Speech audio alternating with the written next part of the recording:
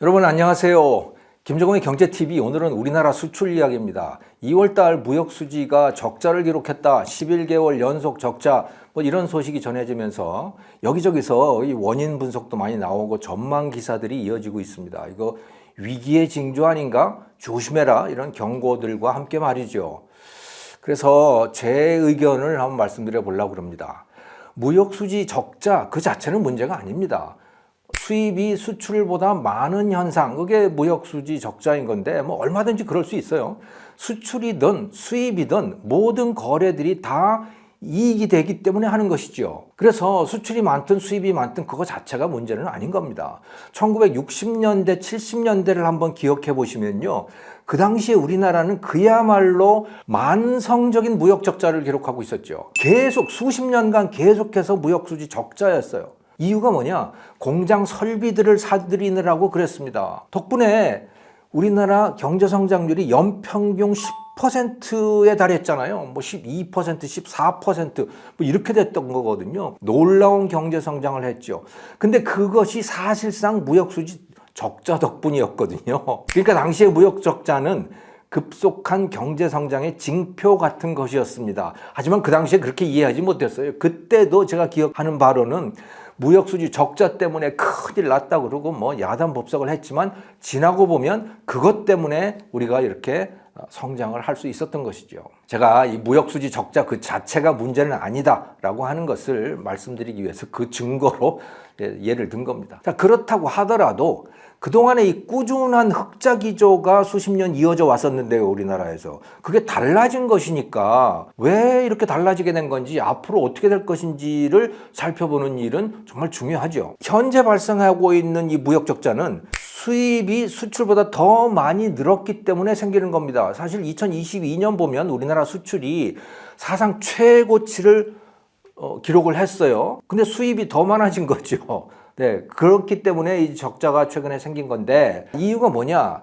첫째, 수입부터 생각을 해보면 우크라이나 전쟁으로 인해서 원유 가격, 또 가스 가격, 이 국제 가격이 굉장히 많이 올랐죠. 그러니까 수입 가격이 올랐고 수입 금액도 크게 늘어나게 된 겁니다. 자, 그런데 또 한 가지 이유가 있어요. 그건 뭐냐? 우리나라 정책이 여기에 또 가세를 한 건데, 정부가 이 가격 규제를 한 거죠. 원유 가격, 가스 가격, 이거에 대해서 어떻게든 누르려고 하고 있잖아요. 예를 들어서 한전에다가 전기요금 올리지 마라, 이렇게까지 하고 있잖아요. 근데 그게 다 한전의 적자로 쌓이고 있는 거 아니겠습니까? 그리고 지원금도 주고 있고요.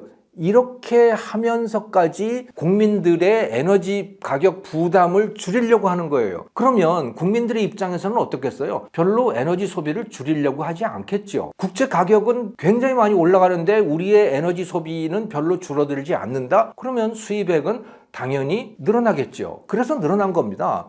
사실 가격이 오르면 소비를 줄여야 해요. 겨울은 더 춥게 살아야 합니다. 이게 현재 국제 정세에 맞는 우리들의 경제 생활인 거죠. 그런데 그걸 하기 싫잖아요. 추운 거 싫지 않습니까?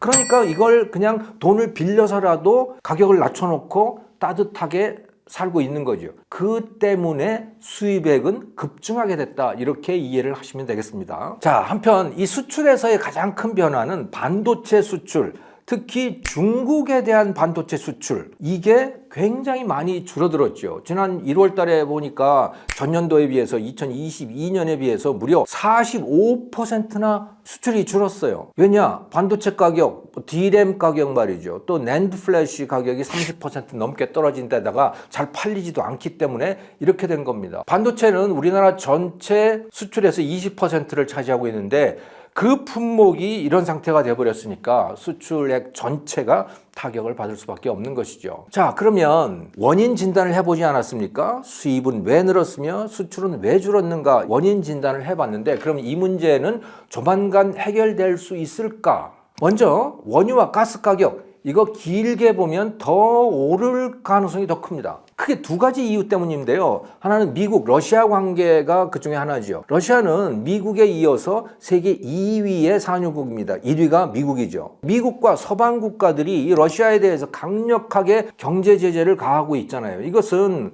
우크라이나 전쟁이 계속되는 한 이어질 것이고요. 자, 그러니까 석유, 가스의 서방으로의 유입량도 줄어들 수밖에 없잖아요. 우리나라도 거기에 포함되어 있는데 러시아 역시 이들에게 가스관 조여버리겠어 라고 해서 복수를 하고 있어요. 이 두 가지가 겹쳐서 서방 국가들로 오는 에너지 공급이 감소를 하고 있는 거고, 그러니까 가격이 오를 수밖에 없는 거죠. 또 다른 하나의 요인은요, 탄소 제로 운동, 탈탄소 열풍입니다. 이게 굉장히 중요하게 작용을 해왔고 앞으로는 더욱더 커질 것으로 보이는데요. 탈탄소라고 하는 게 뭡니까? 태양광, 풍력 이런 것들로 전기를 만들어서 전기를 생산을 해서 그 전기로 석탄, 석유, 가스 이런 거를 다 대체하겠다는 것이잖아요. 그래서 석유 생산, 가스 생산 다 줄이겠다라고 하는 거예요. 이게 지금 10년 넘게 이어져 오고 있거든요. 그러니까 이 석유 생산하는 기업들, 또 가스 생산하는 기업들이 여기에 대한 투자를 아주 줄여버린 거예요. 그래서 석유 생산, 가스 생산이 잘 안 늘어나요. 근데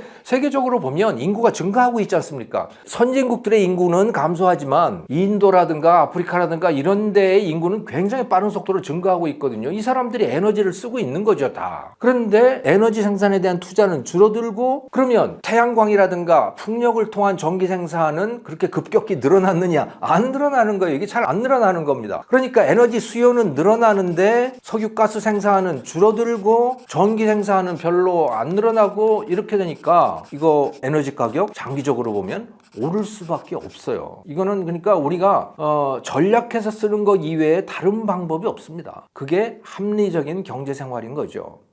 자, 그래서 이 에너지 가격 말씀을 드렸습니다만은, 그러면 이 중국과 반도체 이건 또 어떻게 봐야 되느냐? 중국에 대한 수출은요, 반도체뿐만이 아니고 다른 제품의 수출도 계속 줄어든다고 봐야 합니다. 이유가 크게 두 가지예요. 우선 중국 스스로 자력갱생, 자급자족으로 방향을 틀었습니다. 중국 제조 2025 여러분 잘 아시잖아요. 이 내용이 뭡니까? 그 전까지 수입으로 충당해오던 공산품을 자체 생산으로 대체하겠다, 이런 정책인 거예요. 이게 중국 제조 2025인 겁니다. 이게 그들의 뜻대로 잘 안 되고 있지만 어쨌든 자력갱생으로 가는 방향은 분명히 정해져 있거든요. 그게 지금 상당히 진척이 돼 있는 거고요. 자, 그 다음에 쌍순환 정책이라고 하는 것도 시진핑 주석이 추진하는 굉장히 중요한 정책인데, 이건 뭐냐? 그동안은 쌍순환이 아니고 단순환이었습니다. 무슨 얘기냐? 중국이 전 세계의 서플라이 체인에 들어있었던 거예요. 그래서 세계가 필요한 것을 중국이 만들어서 수출을 하고, 중국이 필요한 거는 세계로부터 수입을 하는 이런 방식이었거든요. 쌍순환 정책은 뭐냐? 중국이 자체적으로 조달해서 순환하는 사이클을 하나 만들겠다는 거예요. 그리고 세계 사이클은 또 별도로 존재한다는 거죠. 그러니까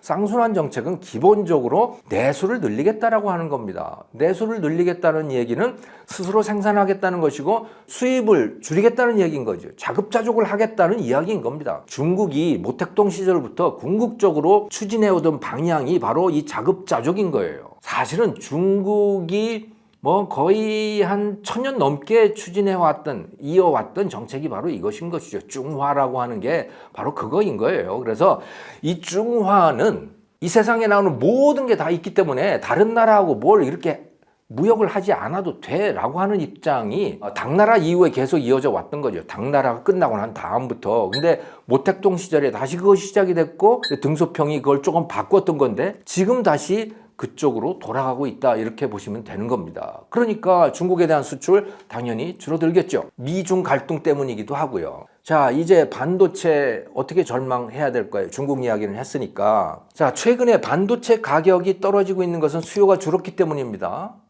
자, 수요가 줄었기 때문에 가격이 떨어졌다. 그러면 수요가 회복되면 가격은 오를 것인가? 수요는 한 1년 또는 2년 지나면 오를 수도 있습니다. 커질 수가 있다는 거죠. 회복이 될 수 있다는 거예요. 하지만 가격은 그렇지 않아요. 보통은 말이죠, 수요가 회복이 되면 가격도 회복이 됩니다. 그런데 지금 상황은 수요가 회복이 된다고 하더라도 가격은 더 떨어질 가능성이 크다. 이렇게 예상을 하셔야 될 것 같아요. 왜냐하면 반도체 공장을 새로 짓고 있는 나라들이 너무 많아요. 공급이 너무 많아질 것이기 때문에 그런 거죠. 미국에만 하더라도 정말 몇 개의 반도체 공장 팹들이 지어지고 있는지 모르겠습니다. 삼성, TSMC, 인텔 이 기업들이 전부 미국의 곳곳에다가 새 공장을 짓고 있지 않습니까?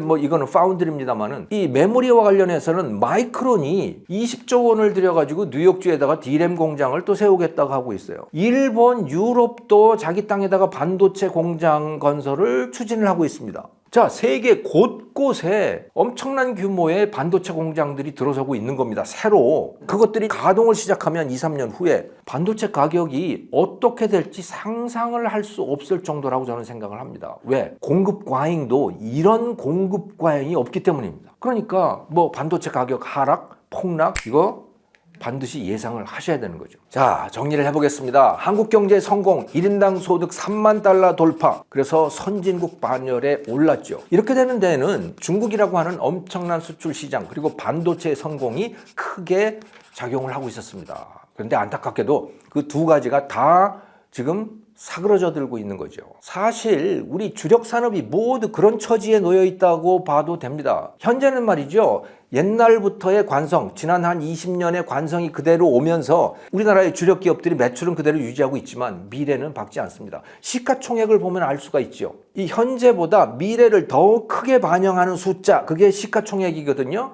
현재 매출은 크지만 미래가 영 어두워. 그럼 시총이 얼마 안 돼요. 그런데 이 시총을 한번 보면요. 2019년 11월 달에 한국거래소가 세계 시총 500대 글로벌 기업을 발표를 했는데요. 거기에 한국 기업은 삼성전자하고 SK하이닉스 두 개만 들어가 있습니다. 그런데 2010년 말 9년 전에도 그것을 발표를 했었어요. 그때는 무려 8개가 세계 500대 글로벌 기업에 들어가 있었습니다. 시총으로. 자, 그 몇 년 사이에 그럼 탈락한 기업들이 어떤 기업들이냐? 현대차, 현대모비스, 포스코, LG화학, 현대중공업 이런 데들이 다 탈락을 한 거예요. 그러면 이 기업들의 매출이 줄어들었느냐? 매출은 거의 비슷해요. 그런데 왜 시총은 이렇게 형편없이 추락을 하고 있는가? 미래가 어둡기 때문인 것이죠. 자, 한국 경제 성장의 주력이었던 기업들의 미래가 어둡다. 참 걱정이 되는 일인 것이죠. 자, 새로운 산업이 나오지 않으면 한국 경제는 현재 수준에서 멈추거나 뒷걸음질 칠 거라고 생각을 해볼 수 있습니다.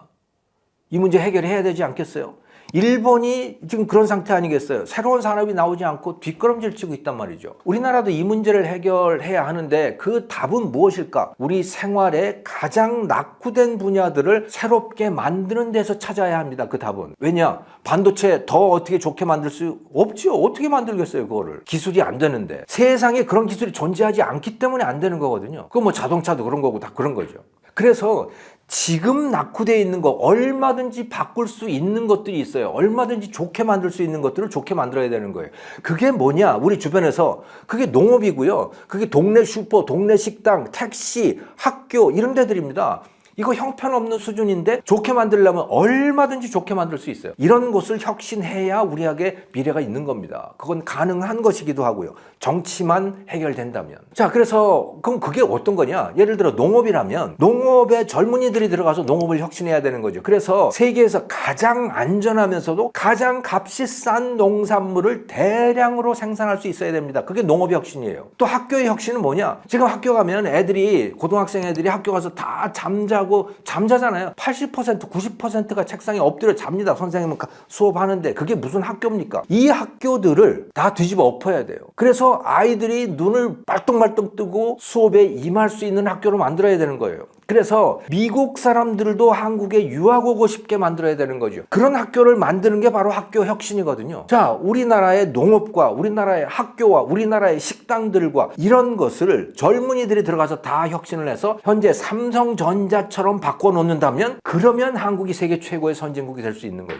그것이 저는 유일한 방법이라고 생각을 합니다. 그런데 여기에 가장 큰 걸림돌이 뭐냐? 그게 바로 기득권입니다. 기존의 농민들 현재 방식을 버리려고 하지 않아요. 외부에서 들어와서 그걸 혁신하는 것도 다 뭐 뿌리치고 발로 걷어차고 그러고 있는 거죠. 농업 화이트 칼라들, 농대 교수들, 뭐 농협 간부들, 시민단체 뭐 이런 사람들인 겁니다. 또 동네 상인들, 택시회사 업주, 택시 기사들, 기존의 교사들, 시민단체 운동가들 이런 세력들이 뭐 이게 우리나라 사실은 전체 90%는 된다고 보셔야 돼요. 이 사람들이 그러니까 우리 국민이 변화를 막고 있는 겁니다. 골목 상권 보호하자 뭐 이런 말들이 다 그 말인 거예요.